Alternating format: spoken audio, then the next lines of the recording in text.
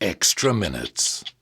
So when an Australian buyer walks into a store and sees a pair of shorts, a children's shorts for $4, should they be asking themselves why that garment is so cheap?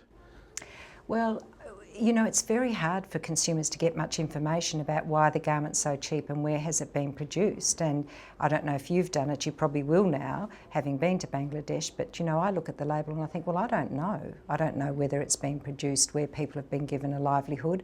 I don't know whether it's a fair price in terms of what the cost of production has been.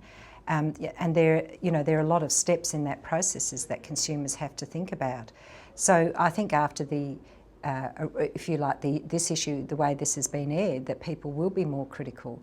I've had a number of discussions with mothers who've got young children who now say, well, when I go shopping, I ask that question because I think about what about those mothers? What about the mothers that have lost their lives, and what about the kids that haven't got mothers because they were killed in those factory collapses? Now that sounds very emotional, but that's the connection that I think that the Australian public will start to have with these issues.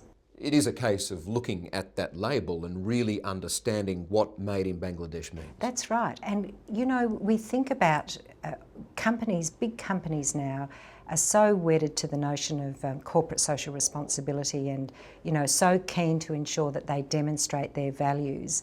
And wouldn't it be fantastic if what they put on their label was we are a signatory to the Bangladeshi Accord, which will give the consumer an indication that this garment has been produced by women and men who get a living wage, not just a minimum wage, and in conditions that are audited for safety and for all of those other aspects.